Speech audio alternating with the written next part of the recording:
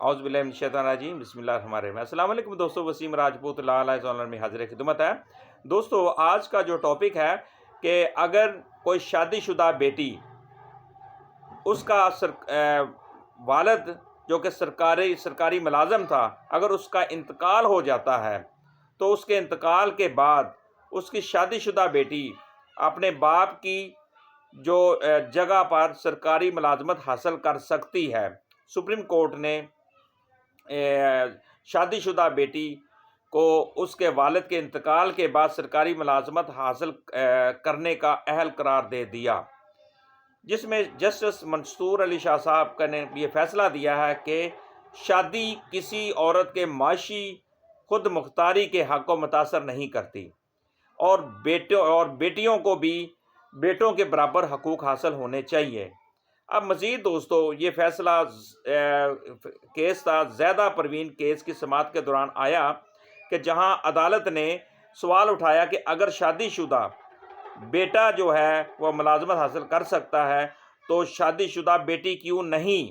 Very important, یہاں پہ عورتوں کے خواتین کے حقوق کی بات ہو رہی ہے۔ اب جسٹس منصور علی شاہ صاحب نے واضح کیا کہ کوئی قانون بیٹی کی اہلیت کو اس کے ازواجی حیثیت کی بنیاد پر محدود نہیں کرتا۔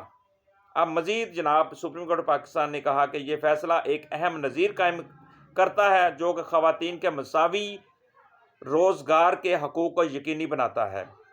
عدالت نے کیس نپٹاتے ہوئے زیدہ پروین کو اس کے اپنے محروم والد کی جگہ ملازمت کے لیے اہل قرار دے دیا۔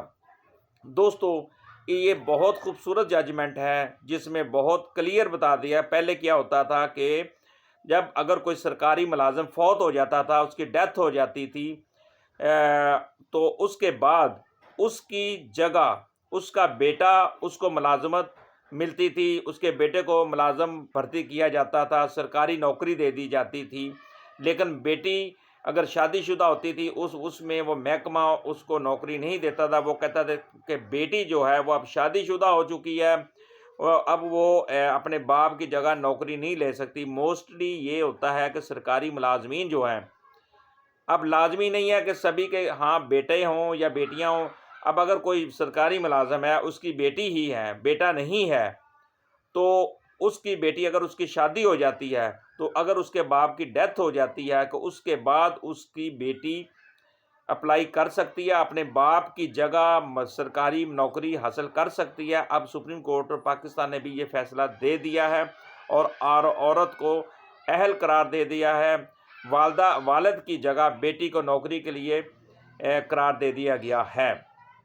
اب موسٹلی کیسز جس میں بیٹیوں کو نہیں حقوق ملتے تھے، اب وہ بھی ملیں گے۔